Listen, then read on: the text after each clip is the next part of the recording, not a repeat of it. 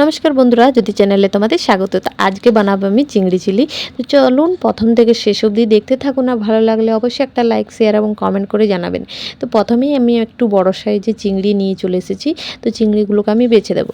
তো বেছে নিয়ে পর আমি আপনাদেরকে দেখাই যে চিংড়ির মাথাগুলো আমি সাইড করে রেখে দিয়েছি, আর পুরো চিংড়িটাই নিয়েছি, মাথাগুলোকে সাইড করে রেখে দিয়েছি। মাথাগুলো রাখার কারণ আমি অন্য একটা রেসিপিতে ব্যবহার করব, যেটা আপনাদের সঙ্গে নেক্সট ভিডিওতে আমি শেয়ার করব। তো চলুন এখানে চিংড়িগুলো আমি ম্যারিনেট করে নেব। তার জন্য আমি 4 চামচ কর্নফ্লাওয়ার নিয়েছি, আর নিয়ে নিয়েছি স্বাদ মতো নুন, চিনি, আর দিয়ে দিচ্ছি 1 চামচ আদা রসুন বাটা, টক দই, আর দিয়ে দেবো আমি এখানে সয়া সস 1 চামচ, আর 2 থেকে 3 চামচের মতো রেড টমেটো সস। তো তারপর আমি এটাতে দিয়ে দিচ্ছি 1 চামচ মতো হলুদ গুঁড়ো, 1 চামচ জিরের গুঁড়ো। তারপর ভালোভাবে আমি এখানে মিক্স করে নেব। মিক্স করে রাখার আমি আধ ঘন্টা মতো আমি এটা রেস্টের জন্য রেখে দেবো। আধ ঘন্টার পর আমি তেল গরম করে এগুলোর পকোড়ার মতো ছেঁকে নেব। তো এখানে আধ ঘন্টা রেস্ট হয়ে গেছে। তো আমি এখানে তেল গরম চাপিয়ে দিয়েছি আগের থেকেই।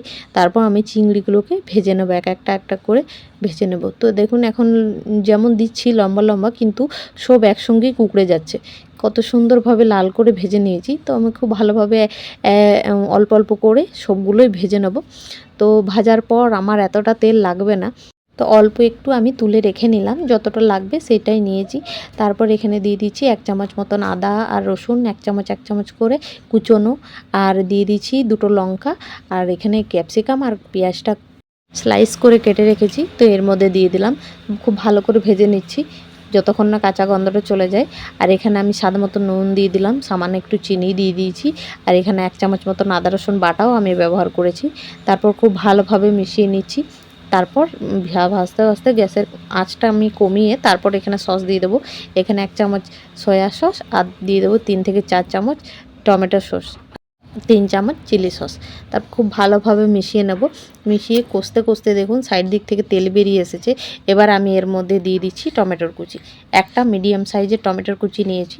তারপরে ওইদিকে মশলাটা রেডি যাকে হয়ে গেছে, আর খুব সুন্দর একটা টেক্সচার চলে এসছে, কালার চলে এসছে। এই সময় আমি এখানে 1 চামচ কর্নফ্লাওয়ার জলের মধ্যে গুলে আমি এটার মধ্যে দিয়ে দেবো। তারপর বেশিক্ষণ নাড়াচাড়া করলে চলবে না। এবার গ্যাসের ফ্লেমটা হাই করে দেবো, আর সামান্য একটু জল দিয়ে দিয়েছি যতক্ষণে জলটা ফুটছে।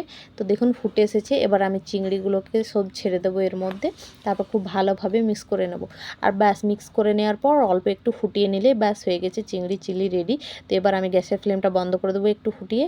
তারপর দেখুন কত সুন্দর হয়েছে। ভাত, রুটি যার সঙ্গে খাবে খুবই ভালো লাগবে, এবং লুচি পরোটার সঙ্গেও খুব ভালো লাগবে। তো কেমন লাগলো রেসিপিটা আমাকে অবশ্যই কমেন্ট বক্সে জানাবেন। আর আজ নতুন নতুন ভিডিও পাওয়ার জন্য আমার চ্যানেলটিকে অবশ্যই একটা সাবস্ক্রাইব করে রাখবেন। তো আজকের মতো বন্ধুরা ভিডিওটা এখানেই বন্ধ করছি। টাটা, সবাই ভালো থাকুন, সুস্থ থাকুন, এবং আমার নতুন নতুন ভিডিও দেখতে থাকুন। টাটা।